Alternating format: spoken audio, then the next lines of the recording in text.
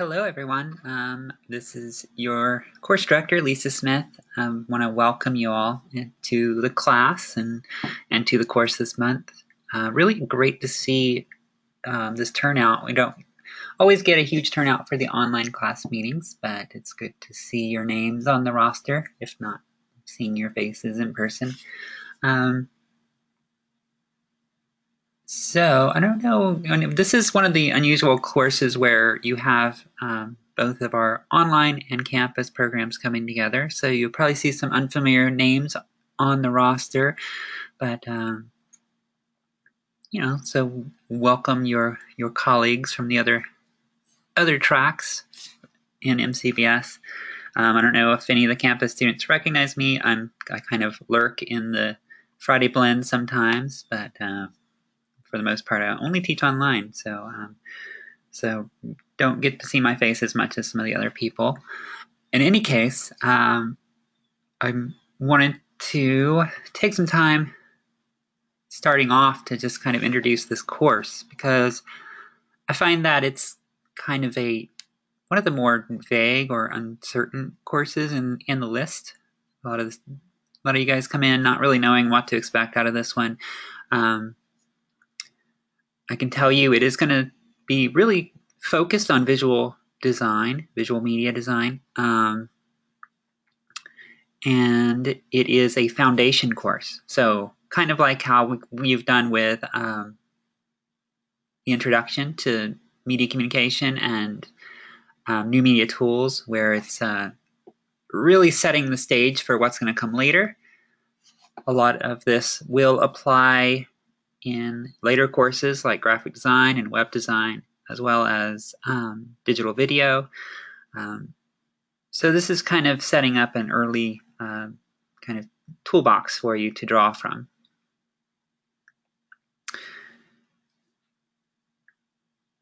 So I like to ask, coming into this first week, what exactly is aesthetics?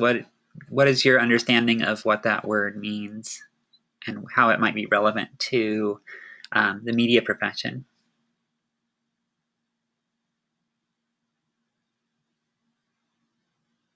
Any thoughts?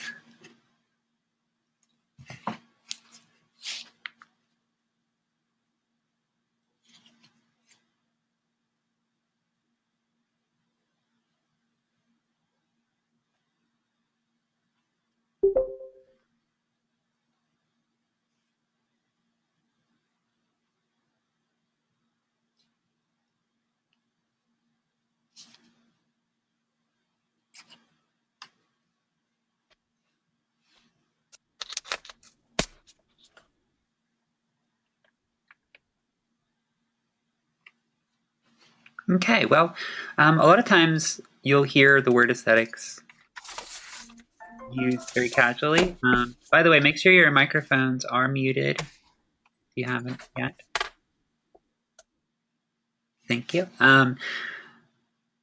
In casual conversation, aesthetics usually refers to a certain look. Something might be aesthetically pleasing, which means it's attractive, or it might have a certain aesthetic, meaning a particular style or look, like the Southwestern aesthetic of the vase shown here.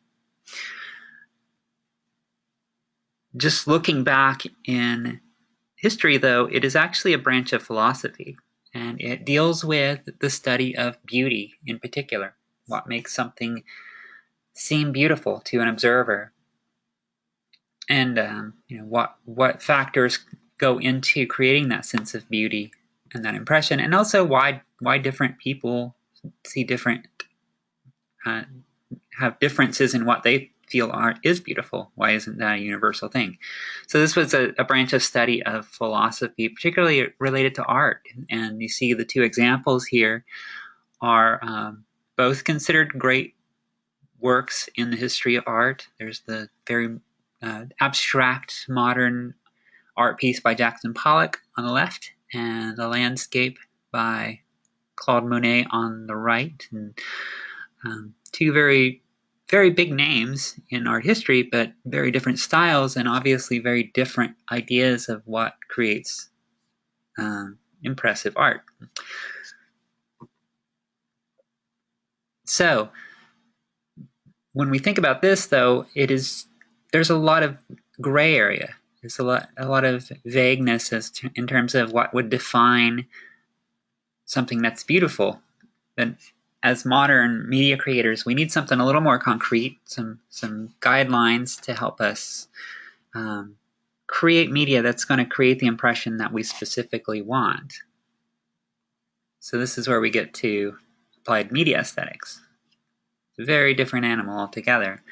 And taking a look at these definitions, I'm going to go back real quick. So the definition here is the study of sensory and emotive values. So, what our senses, what we sense, and the emotions we have as a response, for the purpose of appreciating and creating beauty. Now the definition becomes a process in which we examine a number of media elements, how they interact, and our perceptual reactions to them. So what would you say is the key difference there? What has changed? What's the fundamental change from those two definitions?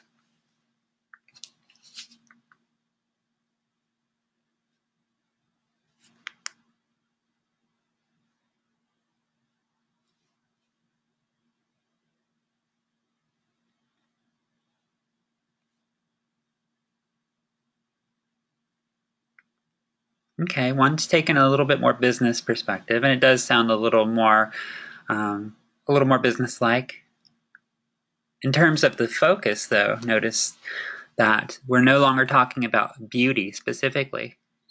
It's perceptual reactions in a broad sense. So beauty is a perceptual reaction. We perceive something as being beautiful, but there's a whole spectrum of possible reactions out there.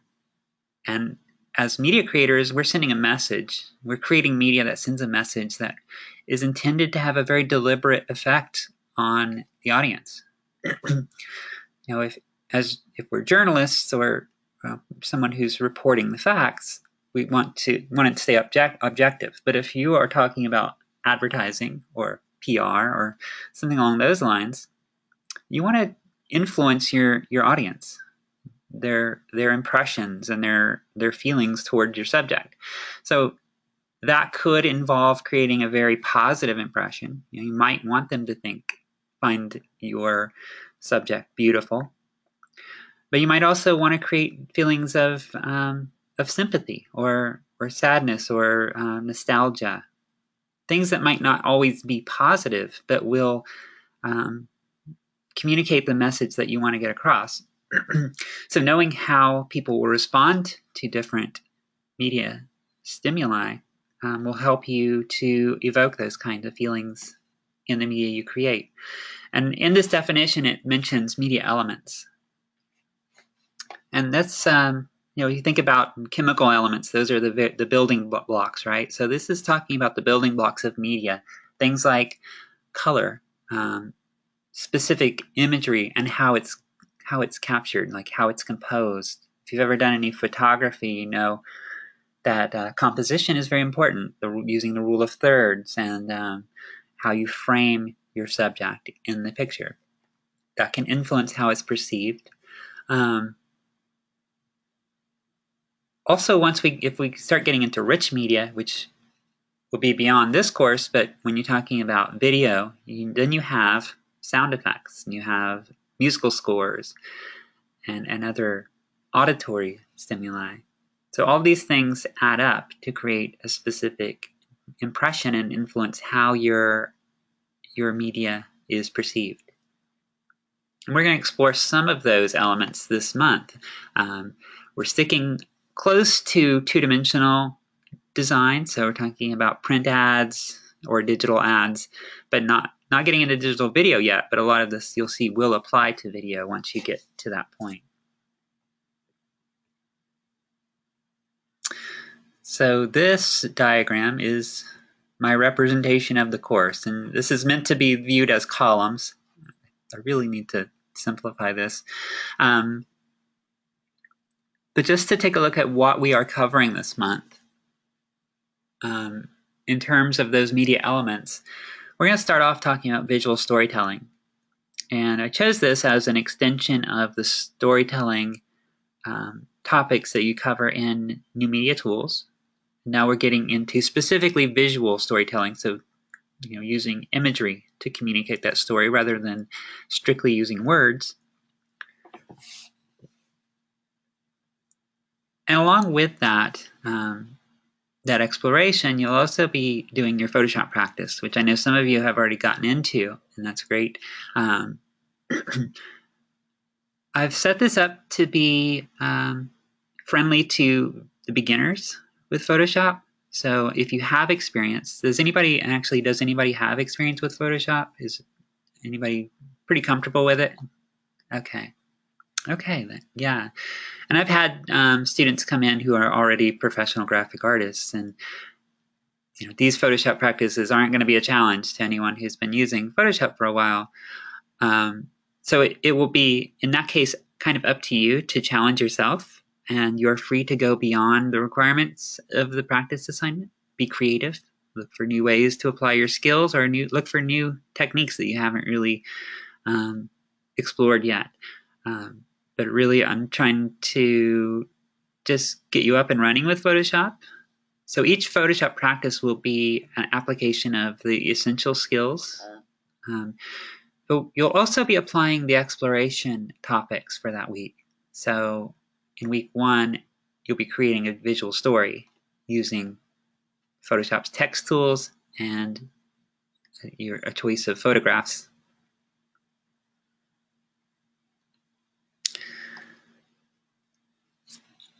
Okay, Linda, yeah, and we'll hopefully get you into the Adobe suite as well, because you'll be encountering these more and more throughout the program. I think you might get into Illustrator later, as well as definitely Premiere for video editing. So fortunately, their interfaces are very similar.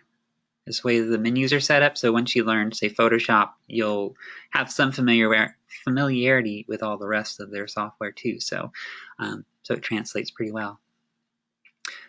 Okay, so each Photoshop practice will apply the skills or apply the knowledge that you're gaining through your exploration as well. So it's a little bit theory and then a little bit hands-on. And then each week you're going to have a mood board project, and I'm going to get into the specifics of that later in just a moment. But this is going to be sort of an ongoing project that you're going to develop throughout the month. So week 2 is color theory and color psychology. Has anybody worked with any color theory before, using the color wheel and so forth? Okay. Here you go. So we'll try to get you familiar with that if you haven't encountered it yet. But if you have, then you got a good head start. And you'll learn some Photoshop techniques for modifying color in a photograph. And week 3 is kind of a little bit of a mixed bag of topics. We're getting into, I call it typography. It's not really typography. Not in the sense of, we're not going to talk about leading and kerning and all of those technical aspects of typography, but more about selecting typefaces to suit the style of your project and how to pair different typefaces together so that they work well, they mesh well together, and set a specific tone. And we'll also talk about some principles of composition. Visual hierarchy is one of those. Visual hierarchy means the order of importance, say what's given emphasis, so what will attract your viewer's eye first. And I'm probably going to add some extra readings there on framing and rule of thirds, so some of the basic photography concepts that will also apply to digital videos. So been working on incorporating those into the course, so I think that's a good place to put them. And some additional Photoshop techniques using photocompositing and layer masks that are really useful techniques. And as you'll see with the mood board project, all of this comes together in week 4. You will be applying your Photoshop skills and making use of all these different concepts to create a piece of media that you've been planning through your mood board projects. So let's get into that a little bit more detail. But first, are there any questions or any thoughts so far that you want to share?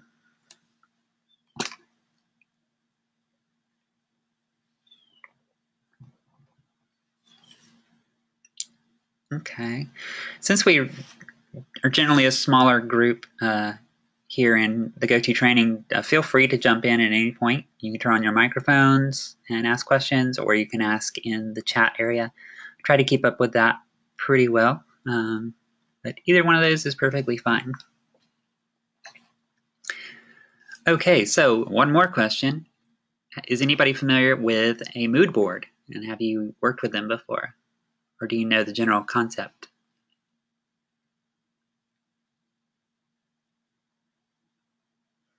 Okay, would anybody want to describe what they are?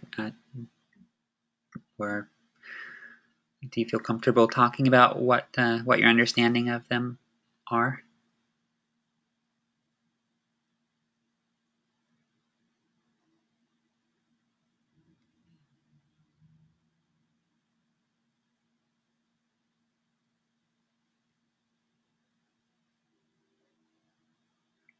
Yeah, that is the precise definition. Inspirational board, where you gather all of the ideas about a project.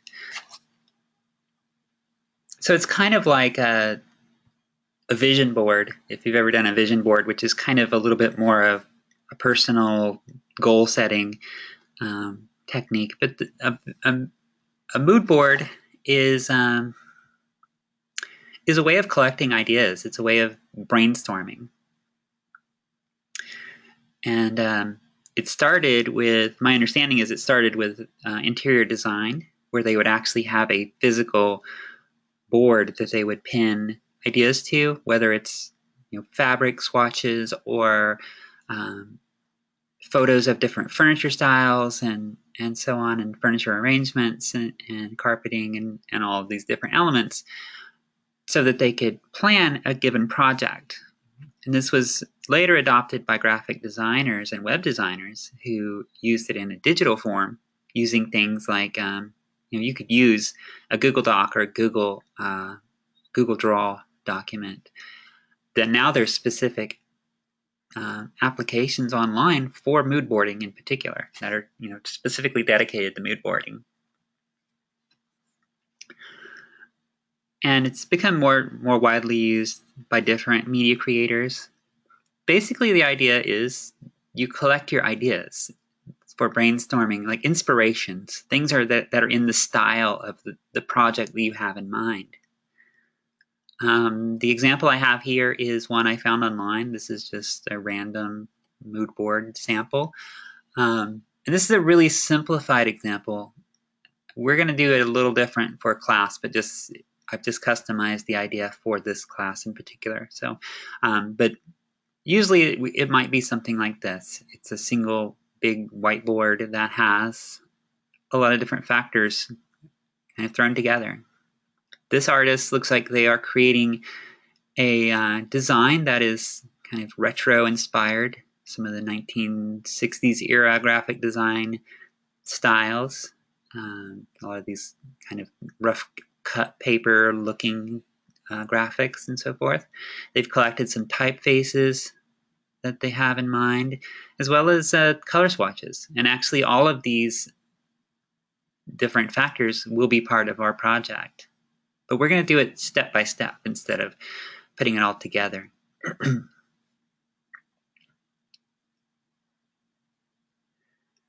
And yeah, Sarah, for this week's, you're only doing page 1. And I'll show that in just a second. Something that mood boards are often used for is collaboration. So a lot of times you'll see online applications used because they can be shared easily with a client or with team members and collaborators to give their input on. If it's a client, then they can tell you if your creative direction is meeting their expectations and their needs for that particular commission. So it's really useful for setting the art direction up front before you get into any media creation at all, because if you have the client's buy-in on where you're headed, then there'll be less rework later on. They'll be less likely to come to you and say, well, this website isn't, this color scheme isn't what we had in mind, or these graphics aren't really what I pictured. And you won't have to change as much, and that's always a positive. So lots of planning in advance. This would actually take place before any kind of storyboarding or any kind of wireframing would take place. So this is really, really early stages. It's kind of a style guide. It's almost a pre-style guide. So kind of this is where you're collecting the ideas, and then once it's codified, everything's decided on, then you can create a style guide based on that. So you'll see that we're actually kind of setting up your own personal brand style guide through this process as well. But it's not quite as formal as that.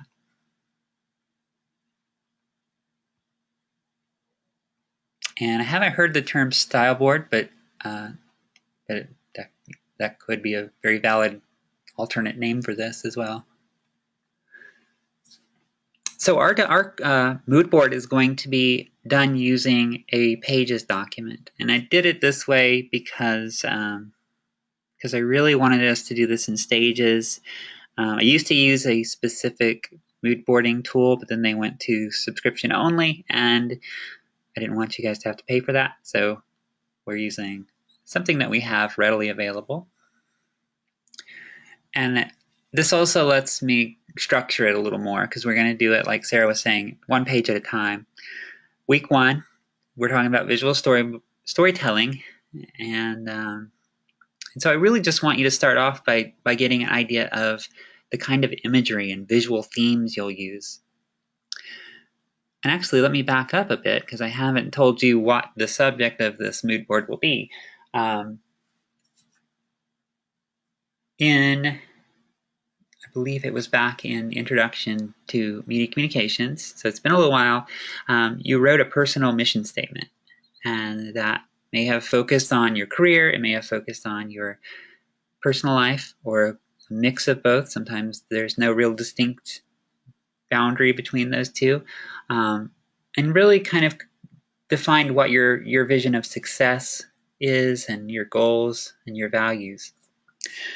So my thought was, it would be a great exercise to imagine that you're creating maybe a movie poster of that mission statement, like kind of a visual story of that mission statement that communicates your mission in a way that is, makes use of visuals and expresses all of those ideas and those feelings to your audience through visual storytelling.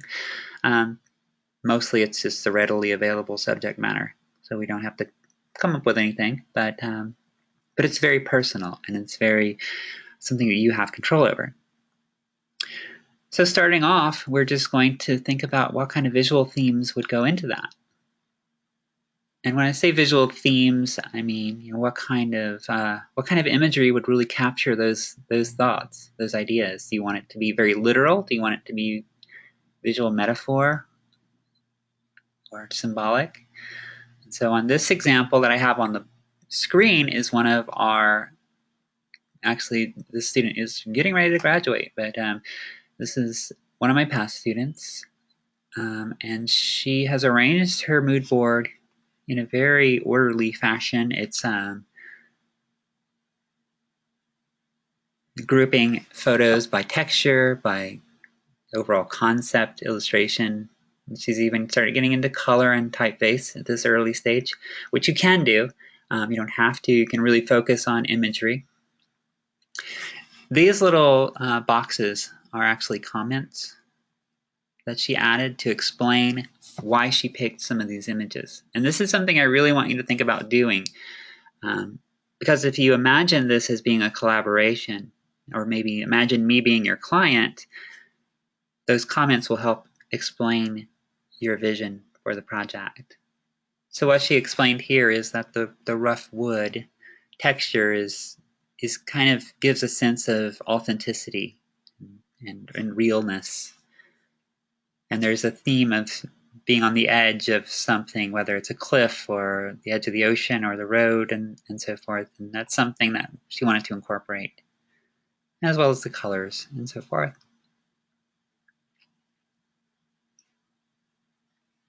So this is what I want to see this first week. It's not too involved, but it does take some brainstorming to come up with ideas of how you'll capture those themes in a visual sense.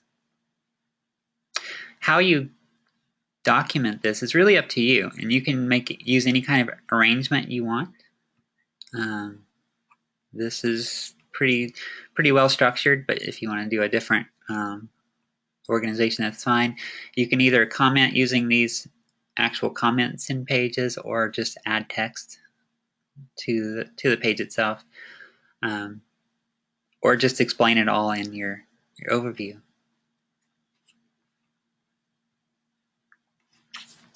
Week 2, and this is where it starts getting a little bit like a style guide, like you said, Alec. You're going to create a color palette, and this is basically your personal brand color palette. So these colors won't necessarily be in these images, but they might be in your typography, and they might be in your, if you have a logo or any kind of symbols. So what I'll be looking for at this point is that you apply the information that we've covered in color theory. So understand what complementary colors are and why they would be chosen, or analogous colors, or some of these other relationships, and how that suits your needs for creating the impression that you want to create. You'll include some swatches as well as your summary of why, kind of explaining your thought processes. And in week 3, you'll select your personal brand typefaces, using some principles of how you pair those together to create contrasts, as well as kind of a sense of unity, which is kind of a slight contradiction, but there's a balance you want to get of contrasting styles that work well together based on the visual themes. This will be week 3. So week 4, as I said, all this comes together. You've been practicing Photoshop, you've been studying some different aesthetic principles, and you've been planning this mood board. Now you're going to actually take all those factors and put it all together. So that visual story that you've been planning, now you put those Photoshop skills to work and create something interesting, something that communicates your mission statement. So you see she's incorporated that weathered wood texture. In fact, she literally used that photograph in this case, composited that with the feet and the legs. So that's been added in Photoshop. She used her typefaces that she selected, as well as the colors that she had selected. So you see that wine color, the dark blue, and the white. I think there was a gray as well. Let me review. Yeah, which isn't directly used, but it's kind of present in the actual photograph itself.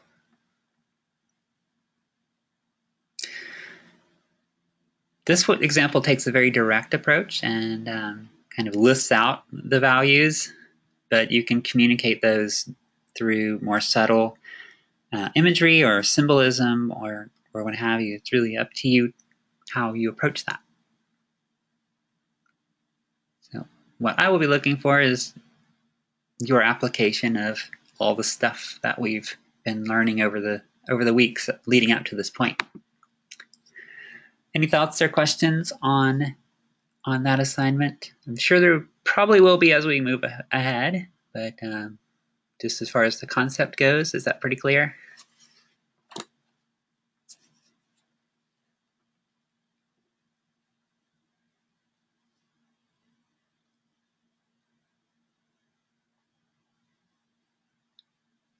Okay, great.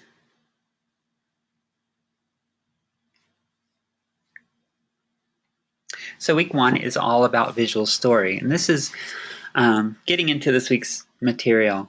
I've started taking a look at your explorations. I've gotten through about a third of them so far. Some really great examples. I always like it when some ads pop up that I haven't seen yet, because I've been using welovead.com for a few years now, and I've seen most of them a few times, but some really neat new ones have shown up, and that's great. So visual storytelling is one technique for creating visual media. It's not always necessary, it's not even always appropriate, but I did want to explore it as an option because storytelling is very emotionally engaging and intellectually engaging for an audience. You can just simply state information in a matter-of-fact way, and maybe it'll sink in.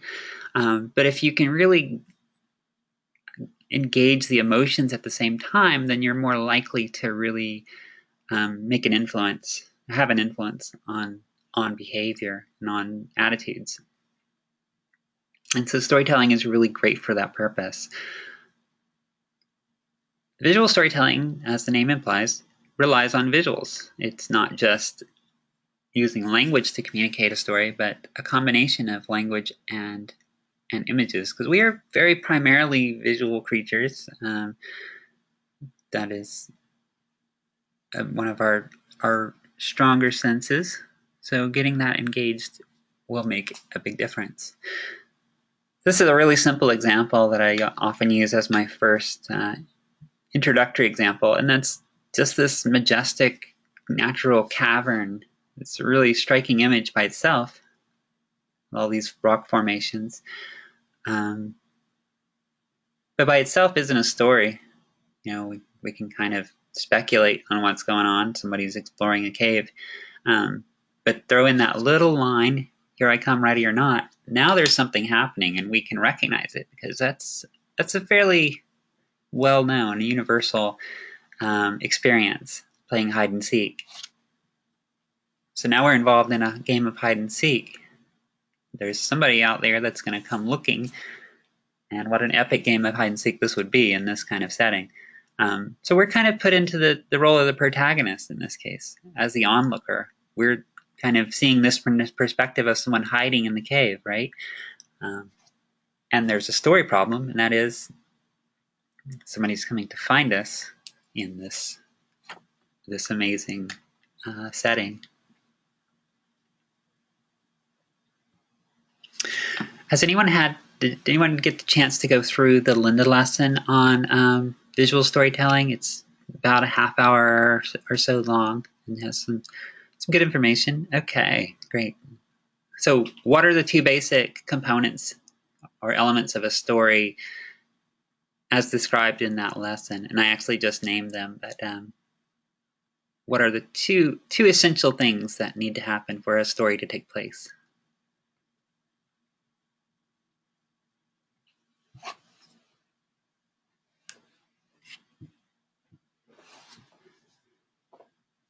Okay, yeah, that's there needs to be a protagonist. That's right, and a story problem or challenge or can be a conflict or just a plot. There needs to be the protagonist needs to be facing something, some experience that we can recognize. So who's our protagonist here?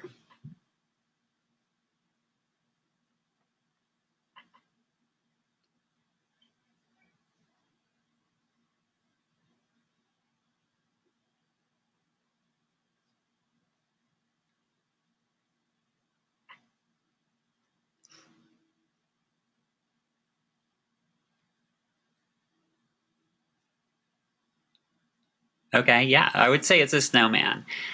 Maybe there's a deeper backstory that puts the snowman as the antagonist, and the man with this no plow is really the good guy. But from all we see here, this snowman is hiding from the snow thrower. That's probably pretty scary for a snowman. And notice this is all communicated without really any words. The only words are identifying the product and giving the company logo. We understand what's happening here. And really importantly and kind of interestingly is we recognize this face and the emotion on that face, even though that's just the snowman face. It doesn't have any human features necessarily, but we understand the emotion because we're geared for that. It's hardwired into our brains to recognize emotion. That's our basic empathy. It doesn't have to be an actual human face. Cartoons will communicate emotion to us. Animals, as we'll see in a moment, communicate emotion to us. And you as a media creator can really leverage that. And we'll see that again and again in some of these examples. So expressing emotion, that's a really powerful way of communicating the story, just communicating in general, and really engaging a viewer. All right, this was one of your exploration examples. This was a new one I hadn't seen before, but I enjoyed this one because it is really ridiculous, but and very much in touch with modern culture.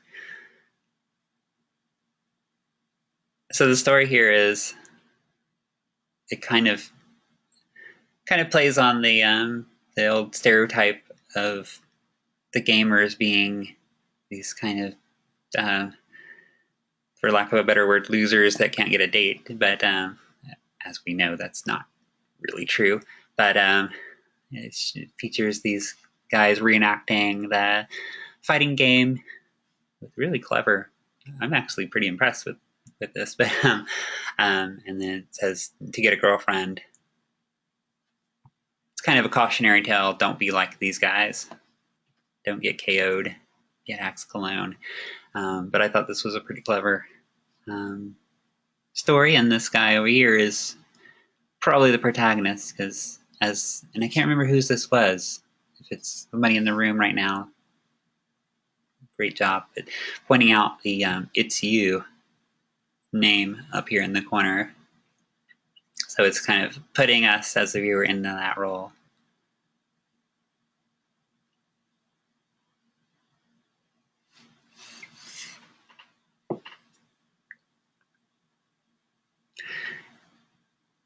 And as I mentioned, animal faces. This isn't in any of the exploration material, but the use of facial expressions is extremely useful. If you think about when we're newborn babies, how do we learn to express ourselves? We learn by mirroring the adults, the mother and the father and other adults that express emotion to us. And that really kind of continues into adulthood. There's in neurology, it's called mirror neurons, where when we see an emotion expressed, those similar patterns are manifested in our brains.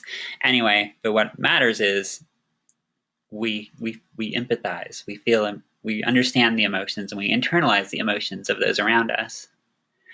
Our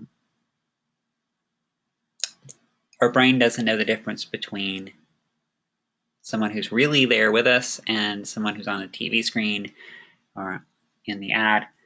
And it really doesn't differentiate humans from very human-like animal expressions. And both of these cases, even the one on the right, has probably been a little bit manipulated, photoshopped to give it a little bit more human qualities. Those sad eyes and that little pouty lip has probably been enhanced. Those impossible dog beauty standards. But enhanced to really tug at our heartstrings.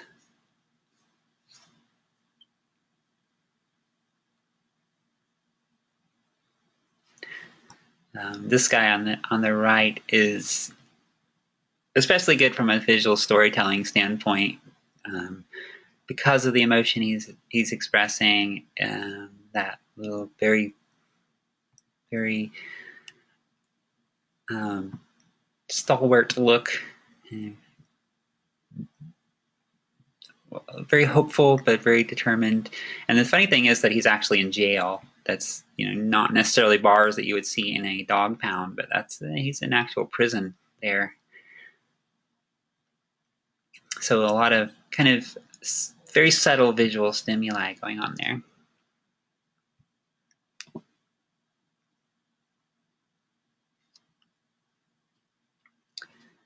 This is a good one from the topic of a story problem. There's something very tragic about to happen here, and they're completely oblivious. Another Axe Cologne ad as it happens. Use of humor. This is some of the material that I want to introduce probably into week 3 in more detail, but that's the idea of framing and how framing and camera angles can influence the story and the emotion.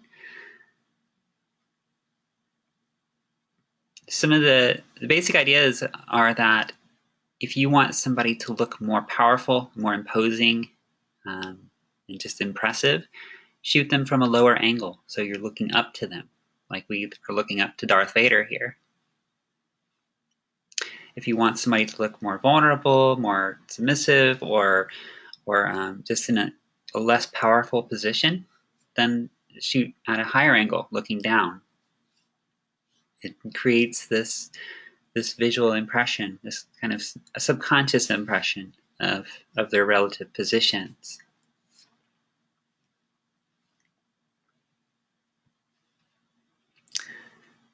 And then here it is put into application. This child has been caught misbehaving. From the look on her face, it looks like she knows she's been caught and is in trouble. And so we're looking down from the perspective of an adult parent catching them in the act. Who is the protagonist in this case?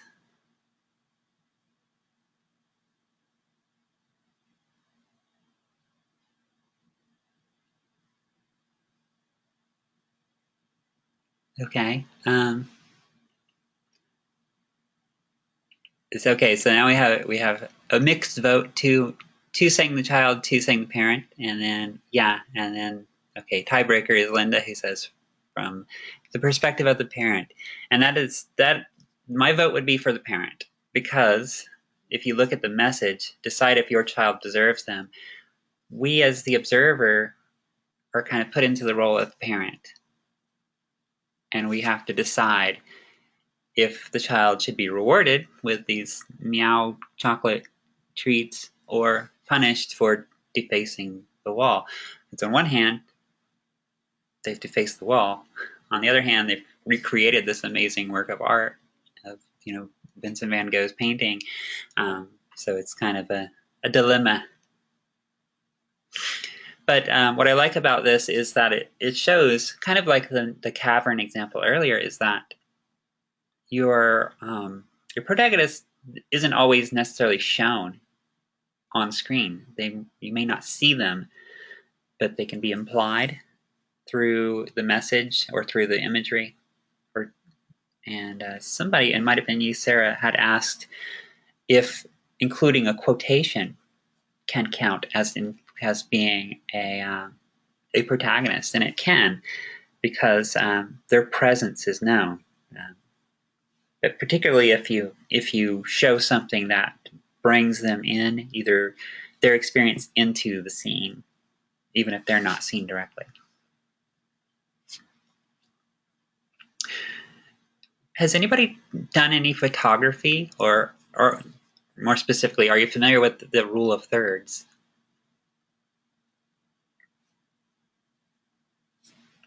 This is another topic. I think I have a short video included with this week's exploration, but I want to get into this more. So I'm probably going to add a short reading on it in week 3. The rule of thirds is something that's often used in photography for composing your shot. In fact, you can turn on these guidelines in most digital cameras, so you can see how you're lining up your shot. The idea is that it divides the scene into thirds, both vertically and horizontally. and that those 1/3 lines are the recommended places for placing your subject in the scene. And the crossroads of the two are considered really ideal focal points. Yeah, they're what Linda said. They're aligning the subject with the guidelines. Just like visual storytelling, this is an option. It's a particular tool in your toolbox. It's not always required. If you're just doing a portrait or a still life or something like that, you can center your subject. But what the rule of thirds allows for is for you to show your subject in relation to their environment. So it's really great for storytelling because now we see the subject, who's the little girl, in relation to what she's done, kind of the environment where she's created this entire work of art on the wall. So it gives context, and that's really important for storytelling, for creating that story problem. It can also show history. So say if you had a photo with a trail of footprints and leading up to the person walking into the distance, then you see some history, where they've been and where they've gone, or in some cases where they're going if they're moving in a particular direction. So rule of thirds is really useful for that purpose. But if you just want to feature a face, then that's something for you to creatively decide. But this is one of the artistic techniques used in filmmaking as well as photography. So you will see this again and again. Same idea, in fact, the same series of ads. In this case, he's done some complex mathematical calculations on the side of this classic muscle car. So scratched it in with looks like with a screw. Same high camera angle, so creating that look of vulnerability and the expression of surprise. And again, using that rule of thirds to set up the space. All right, I include these question slides sometimes just to pause. Otherwise, I'm just kind of bowling ahead. But are there any questions or thoughts so far?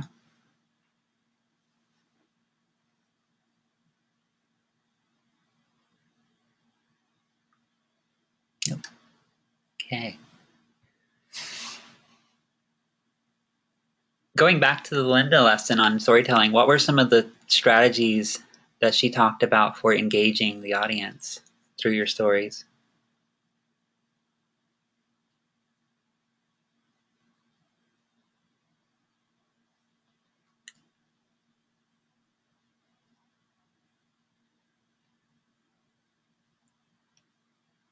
Yeah, utilizing emotion is important, and it is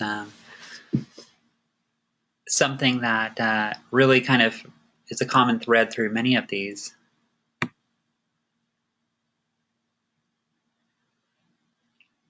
Right. Some of the specific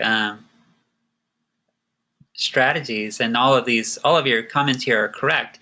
These are the ways that were the named approaches to making that connection or expressing emotion. Most fundamental is to create an intellectual challenge. So pose a challenge to your audience through what they're seeing. Make them want to figure out what's going on here. You can do that through surprise, showing them something unexpected or something presented in an odd way or in an unusual context.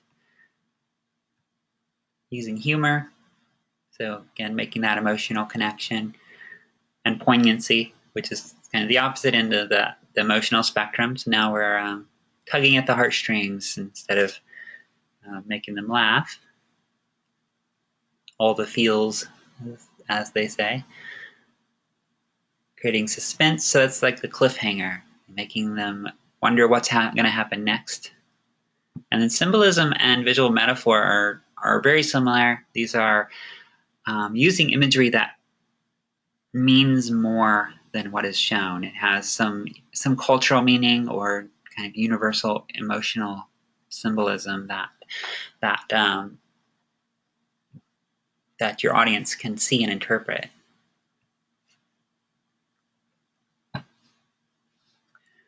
And a small example of surprise, there's that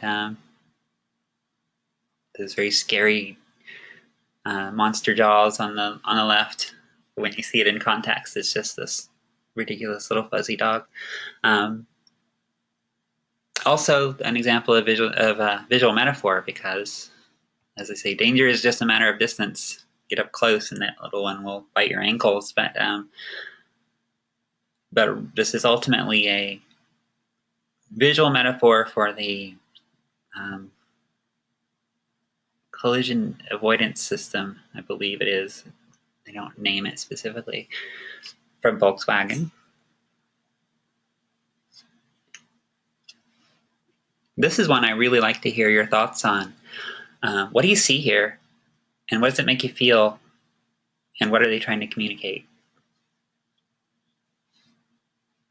It's creeping you out? Okay. What's creeping you out about it? It's the eyes. Does everybody see the eyes? There's actually two sets of eyes here. Right here, right over here.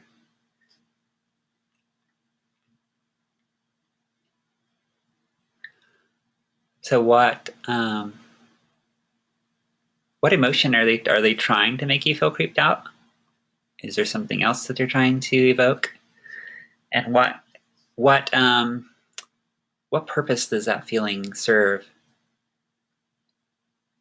Okay, Alex says, know who makes your clothes. And that's really ultimately the message here. Two children hiding behind a sweater. And that's really what you said there is good, because it's probably hard on your side to read the small print over here, but it says find out what's behind the clothes you buy. So it is literally behind the sweater. And this is a message, as Alex said, about child labor in sweatshops in third world countries and so forth. The slogan that's really even hard for me to read, it says human rights, or labor rights, human rights. So it's talking about child labor and that sort of thing. So it is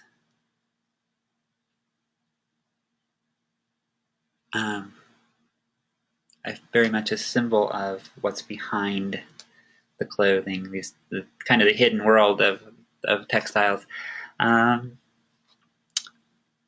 So yeah, it does have a creepy element, but then kind of that gives way to a sense of poignancy and empathy. So it has some depth to it.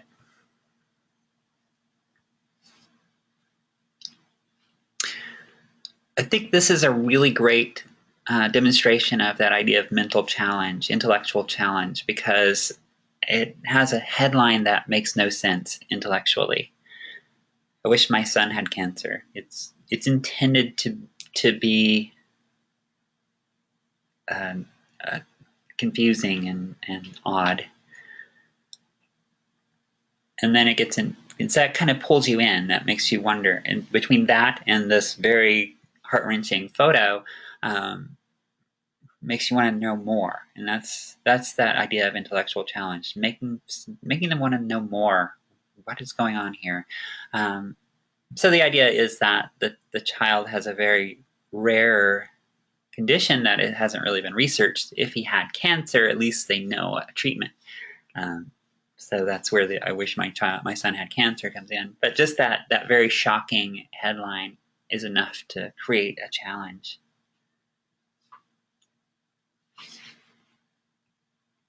And I'm just going to keep going.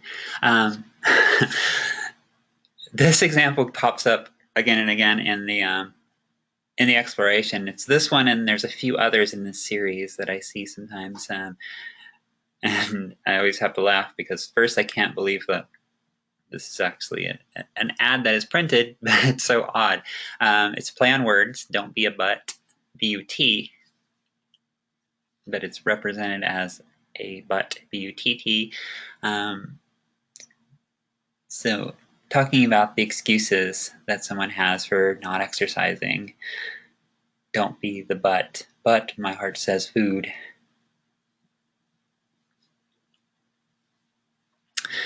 And some more symbolism and metaphor going on here with the person presented as a literal but, kind of disturbing imagery. I realized a while back that all of my examples of visual metaphor and symbolism had gotten really dark and kind of heavy. So I have been looking for more lighthearted examples. This is one, and one of you actually had this as your example for the exploration, but it's really cute, really fun. What's the metaphor here, or the symbolism that's being communicated?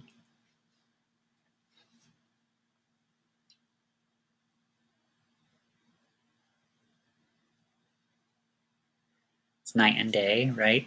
Night and day in to what? To what meaning? Protection from wetness.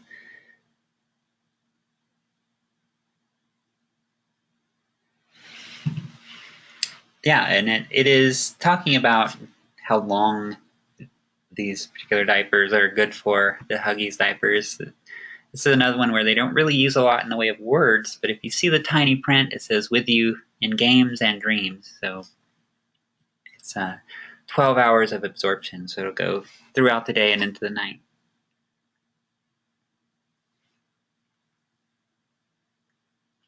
And just a fun way and very, very adorable way of presenting that visually. The sun and moon holding hands.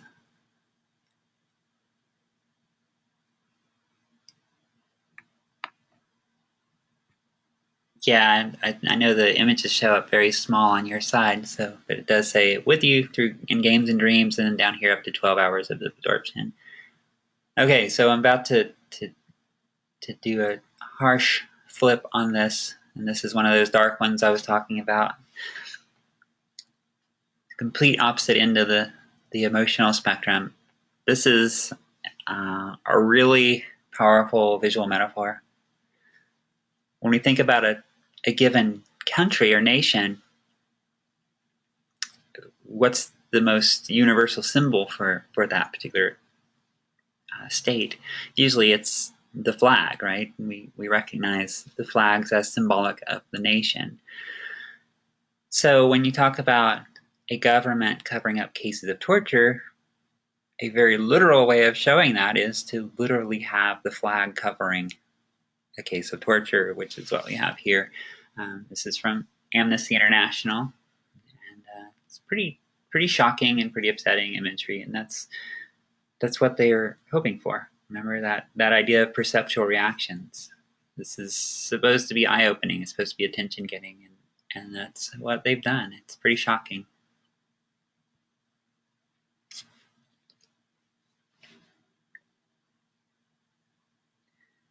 And I include that one, and I hope I haven't. It's not too disturbing for anyone. Some of this does get a little graphic, but I really want to show the spectrum because as a media creator and a media strategist, it's good to cover the spectrum of what some of your options are. How do you really make that impression in your audience that's going to last and really going to get through?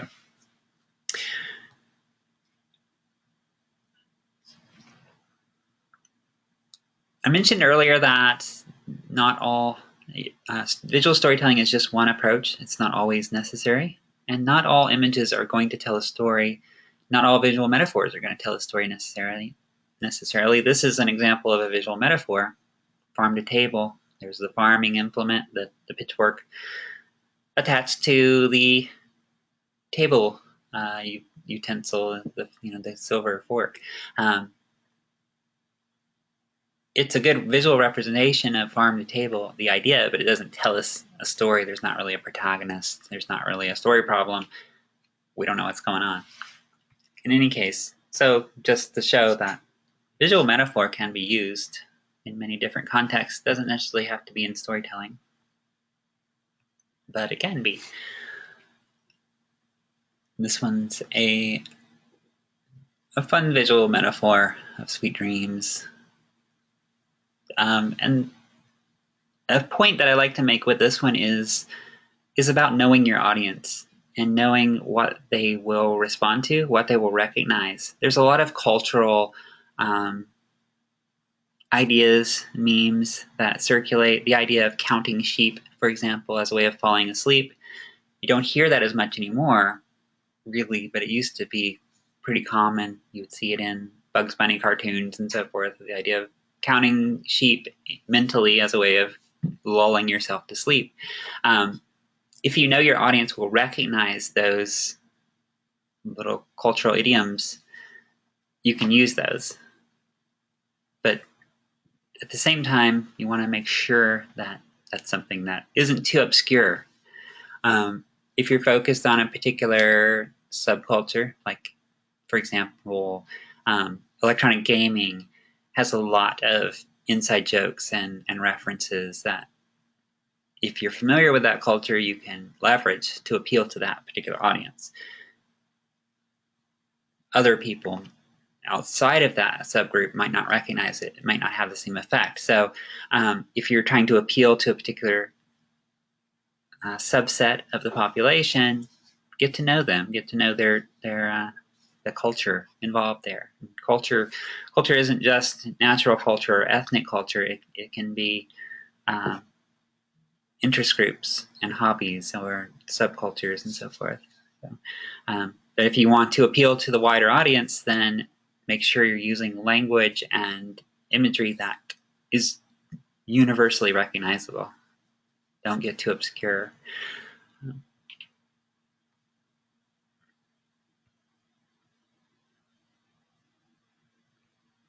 This one cracks me up. Another ridiculous visual metaphor for the rear view camera. No need to look back. So presenting that as an undesirable thing by showing these unfortunate retro fashion choices.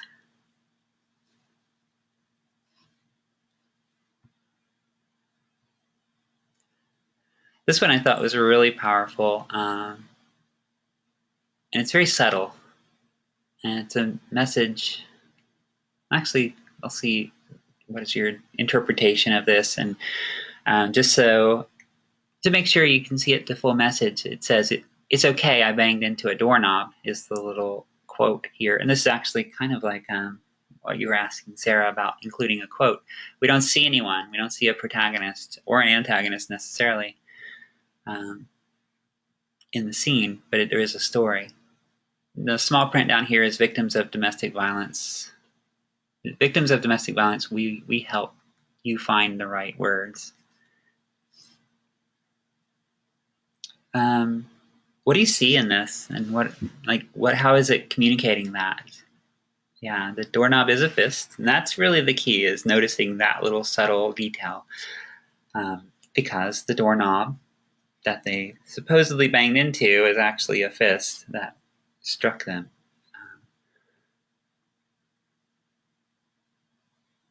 So it sets the scene, other than being a little bit messy, there's nothing overtly disturbing about the scene until you notice that one little detail.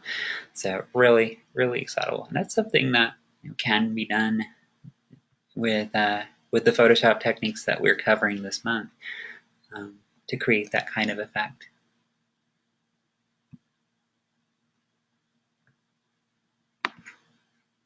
All right, any last thoughts or questions about visual storytelling before we wrap up? Most of our class sessions will be about an hour, plus or minus a few minutes. But this was most of what I had prepared for tonight.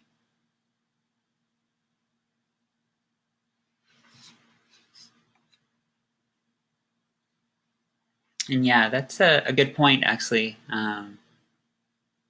is about the doorknob always being an excuse. And that's another one of those kind of cultural common ideas that circulates that you can leverage.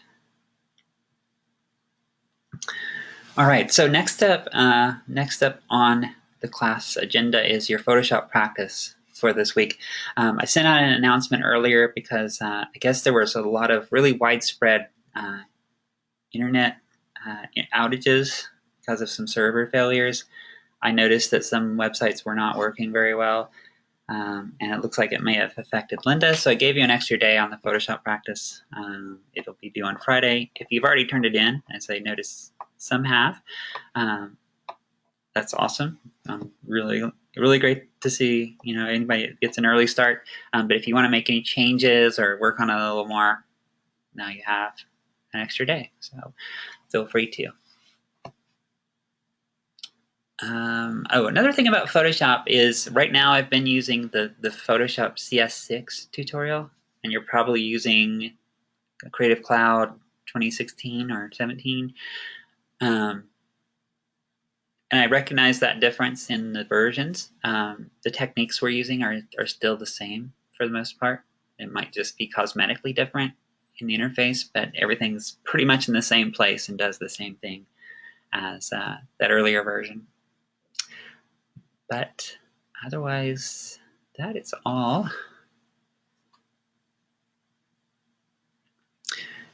And if there aren't any questions or any concerns at this point, I am happy to let you go for the evening. I do appreciate you joining me, and I look forward to working with you this month.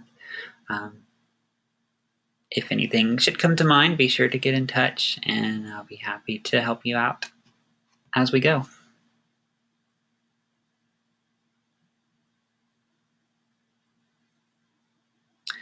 All right, thanks again, everyone.